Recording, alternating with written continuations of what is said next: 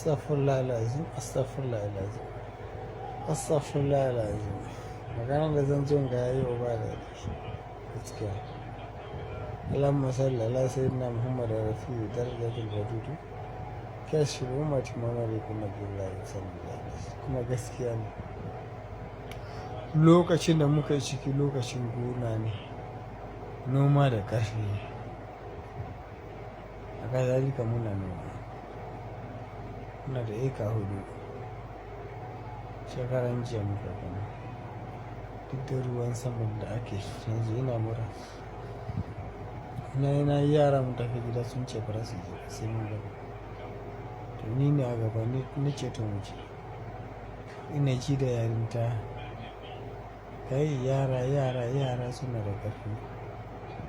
Wallahi duk da noma na akwai wanda ya zo ya wuce duk da ƙarfi ya wuce. Ya yi noma ya je ya zagaya ya ƙara kar wannan waye noma. Ya ce ara maka shiga mota na sun gama tas. Ya shiga mota yana zane ko haki bai. Ya ce a kunna ya ji na ce me ya ji. Wai yana jin zafi na ce kai noman da kai kunna ya shi zan ci uwan ku. Sun gama ragaye ku yi kokari ku yi noma.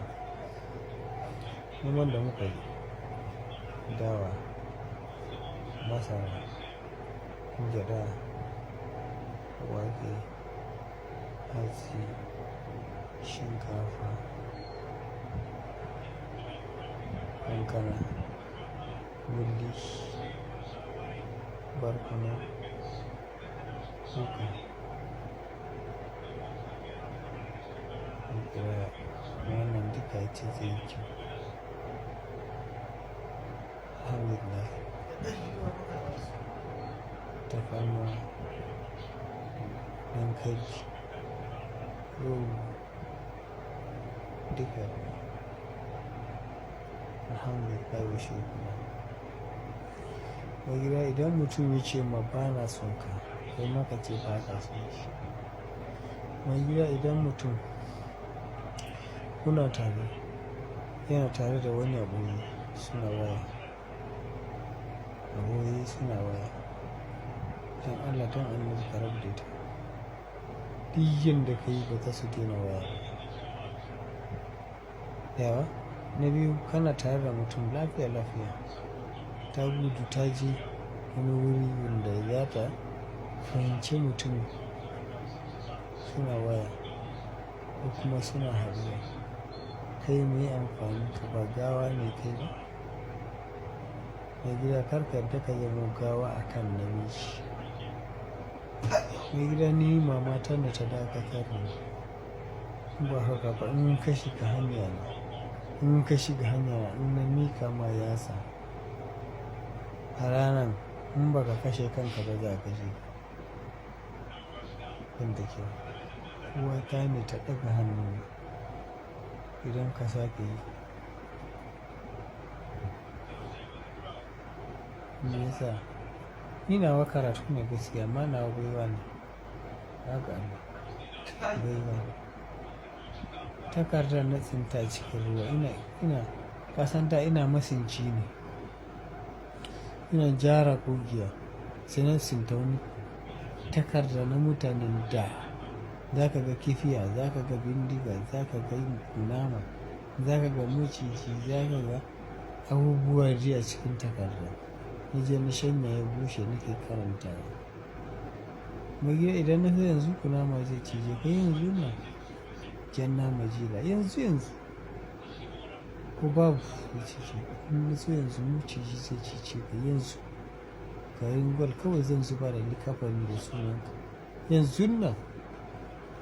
Mai gida idan na ɗauke likafani na sa a hannuna kamar hannuna ya ji ciwo na kira sunanka na tofa na mika ma hannuna.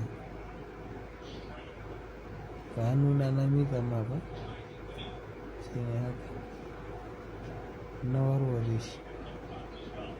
Ba na warware ba inda magishiri zan sa a rami zan saka likafan ya sama da rami zan binne. Idan ba binne ka a wannan yamman ba gobe za binne. Yan dambe suna sa likafan ya hannunsu su da kai ka duka kaɗan za ka faɗi. In yi duke ka sosai za ka mutu. In har ya duke ka ayyan suna gaya musu karka dake mutum a kirjin shi, karka dake mutum a kafaɗa, karka dake mutum a wuya, karka dake mutum a nan, karka dake mutum a baki, karka dake mutum a nan. Ina za ka dake mutum? In yi kawai ka dake shi a nan ko kunne. In ka dake kunne ba kashin da bai karya, kashi ba ya karya. Haka za ka jini ba ya taruwa nan. Ka dake shi kawai zai faɗi. Amma kana zafin zuciya ka dake shi a kirji zai mutu. Ko kaɗan ne zuciyar ne zai tsinke bai dawo. Ba na dambe fa ina gaya ma. In kana cikin dambe kana cin kar kowa ya kayar da kai har duniya ta shi. Likafani za ka nema babba. Amma mutumin da an binne shi wani abu in ka cire ka je ka ɗinka ka mai da shi ƙaramin riga kafin aje dambe sai ka sa wani riga kai. Mai gida duniya sun taru sai ka ci gaba amma a haɗa duniyan gaba ɗaya a tsayar da ka dambe za ka ci ba za ka taɓa faɗo baya faɗo. Ko an bige kafan ka biyu ka yi har sama in za ka zo sai ka sai a kan kafan ko ka sai a kan hannun ba za ka faɗo ta baya taɓa yadda. Mazan suna gaban juna.